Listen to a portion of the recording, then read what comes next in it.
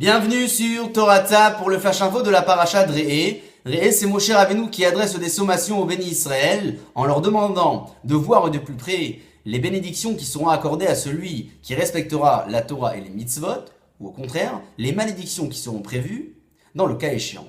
Nous dit le premier verset, Re'eh, Anochi noten lifnechem hayom. Re'eh, regarde, dans un terme singulier, Anochi noten lifnechem hayom, je vous donne ce règlement aujourd'hui dans un terme pluriel.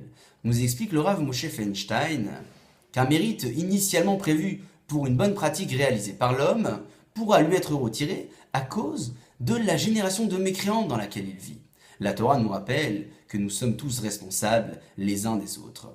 Le Gaon de Vilna nous explique que la raison pour laquelle Moshe Rabbeinu choisit de parler aux bénis Israël dans un temps présent, en leur disant Anochi noten lifnechem hayom, je vous donne ce règlement aujourd'hui, et non pas Natati, je vous ai donné, est tout simplement qui souhaitait rappeler aux bénis Israël qu'Akadosh Baruch Hu leur attribue un libre arbitre quotidiennement et au jour le jour, et non pas simplement et une seule fois au début de leur vie.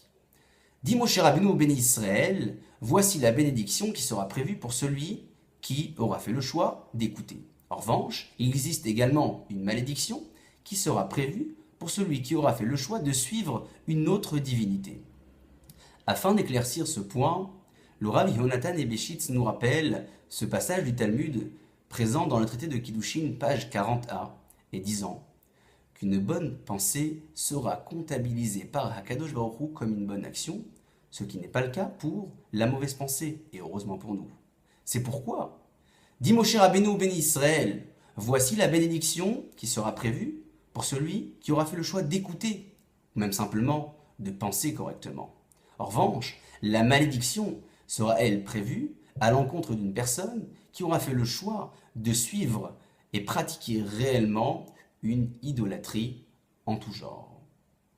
Le Rav Yitzhak Ezev Soloveitchik, originaire de la ville de Brisk, en Biélorussie, et qui vécut entre les années 1886 et 1959, et qui, dès l'année 1954, fut nommé comme le dirigeant des communautés lituaniennes à Jérusalem, expliquait ici ce verset en disant que la Torah relève ici une interdiction gravement transgressée par celui qui aura fait le choix d'associer une pratique idolâtre à la pratique de la Torah et des mitzvot.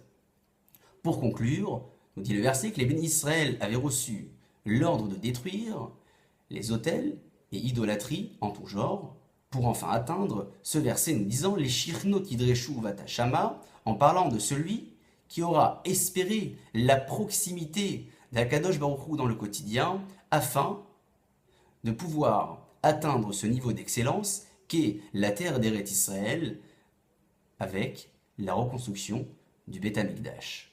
Puisse Akadosh Baruch Hu nous permettre d'exploiter correctement ce libre arbitre qu'il nous attribue quotidiennement pour ainsi mériter de toutes les bénédictions mentionnées dans cette paracha. Shabbat Shalom et à la semaine prochaine.